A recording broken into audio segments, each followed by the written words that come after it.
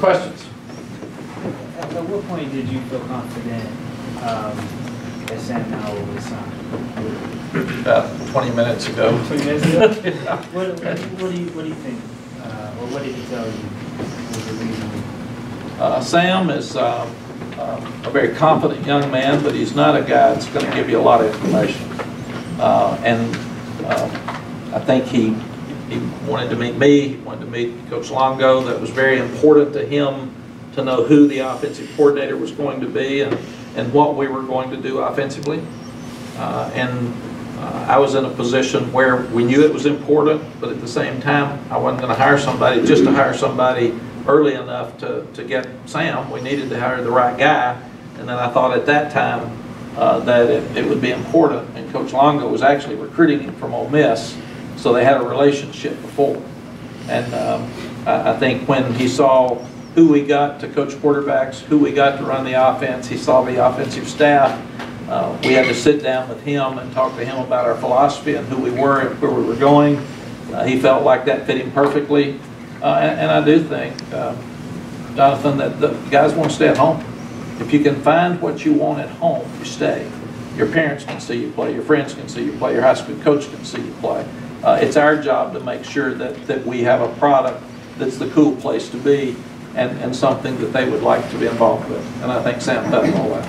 Mike, you mentioned explaining to the recruits and to your current players your offense and your defense. Can you explain that to us? What are you hoping to do? What we're going to do is we'll have those guys meet with you when we get back, and we'll go over it. We'll have a press conference, and they'll sit down with you before we get to spring practice and show you exactly what we're doing, because we're going to be very similar to Oklahoma on offense. I told Coach Longo I want to score 50 points a game and have 2 Heisman trophies, quarterbacks back to back, and I said that about 3 times. He said, I got it, I heard it the first time. But we hire a coach in Coach Longo that's really experienced. He's been successful everywhere he's been. He started studying the Mike Leach tree a long time ago. We're not going to be Mike Leach. And then he got to be very, very close friends with Cliff Kingsbury, and I like Cliff a lot. And then he's taken what they did with the Oklahoma system with Lincoln Riley, and he's combined the power running game with the wide open passing attack, and that's who we'll be. And then when you look, Lonnie Galloway's coached it. We got the offensive line coach from Texas Tech, so there's pieces of that offense that will help coach. And all these guys are going to have input, and then we'll make the final decisions. On defense, I tried to find the best guy out there for us. And I'm just absolutely amazed what Coach Bateman's done at Army. I went up there 4 or 5 years ago, and I met with their staff and watched them practice, and so I had known him and followed him. They hold Oklahoma to 21 points this year in the regular season, and they don't have players that can play for Oklahoma. So I feel like that he did probably the most with, not the least, but with lesser players than some teams they played than anybody in the country. And at the same time, he holds Navy 2 weeks ago to 208 yards total offense. I saw one of their Scholar Award winners, an outside linebacker from Army at the Hall of Fame. And I asked him, why are you all so good on defense? And he said, Coach Bateman is so fundamentally sound, he puts us in positions to give us advantages over the other team. So that just reinforced everything I was thinking. And then when you start calling the top defensive guys in the country and ask them who they'd hire, they all came back to Jay. And it was the same with Phil. Going back to Sam, how important is it, how important is it to get someone that is highly regarded as him in your signing period less than a month after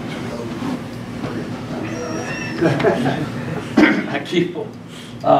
It's really important because it sends a message to the other young players in the state of North Carolina that we're going to go after the best players in the state, and maybe the best player in the state chose us over a lot of other people. I just heard at his press conference he had 31 Division I offers, so he chose to come here at a time where we still have some things to prove.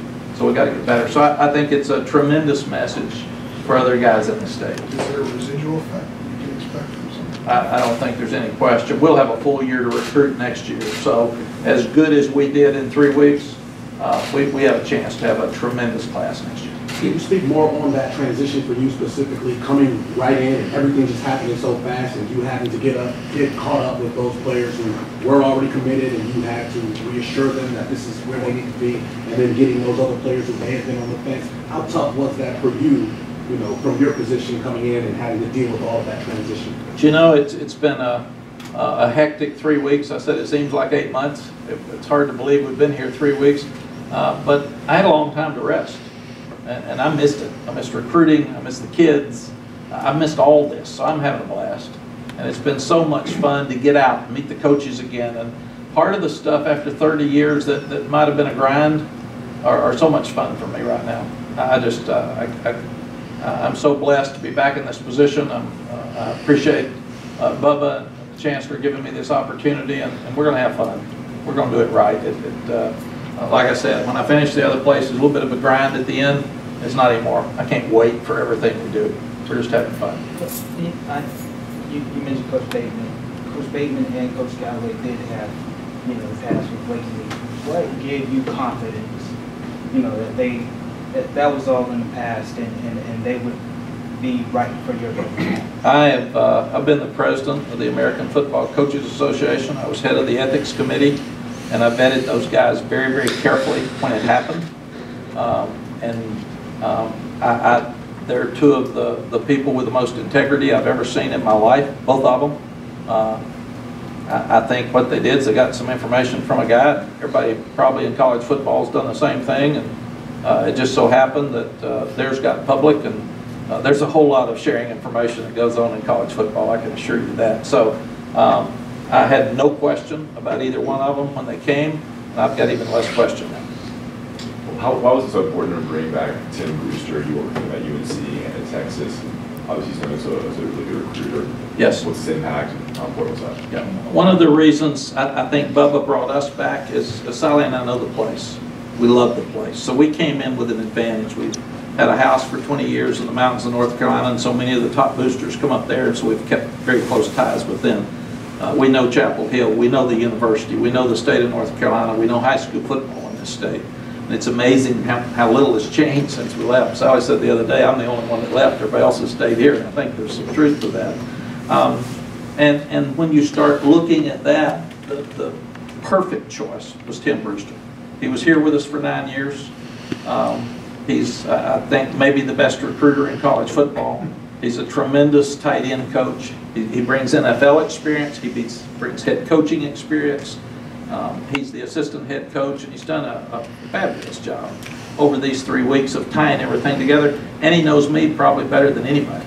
So, and going back into this, I wanted Dre Bly around because Dre Bly has been a really important part of my life. And how many people get to be coached by an All-American, a Hall of Fame corner? I mean, that's pretty cool. I wanted Tommy Thigpen around. Tommy Thigpen, Rick Steinbacher, and Corey Holliday trusted me at 1 and 10. And this gives me a chance to be back in their lives. I'm so proud of all 3 of them, but I get to enjoy them every day. And nobody else gets to do that. They love this place. They've got history at this place. And when I see them, I think I'm wearing them out, so they're probably not as happy I came back as they thought they were going to be 3 weeks ago. But it's such a joy to see Clint Waltney over there with events and helping Roy with basketball, and walk in and see Rick and Corey every morning, and see Dre and Tommy in those meetings along with Tim Brewster. And that was kind of the start of this stuff, because I knew they could go out and recruit.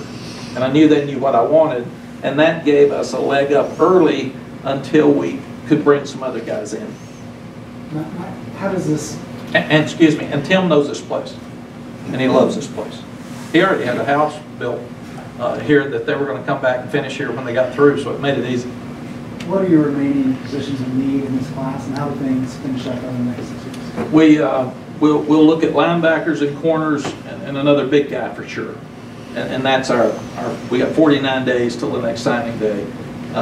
So there's some specific targets that we're going after.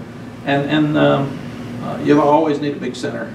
Centers are hard. To get a tough center that's a leader like Jeff Saturday here for us makes all the difference in the world. We have Miles Sinline and some other great centers at Texas, but if your center's not big and smart and tough and a leader, then it kind of filters out to the entire offensive line. What positions of need do you need on this team in general? Would you see that you really need to enhance moving forward? You know, look at the team. All I've done is listen to the other coaches that have been here because I haven't had time to watch video.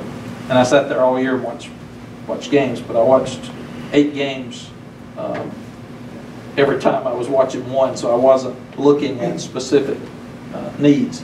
It sounds like that we need depth up front, all on defense. We've got some good stuff on offense.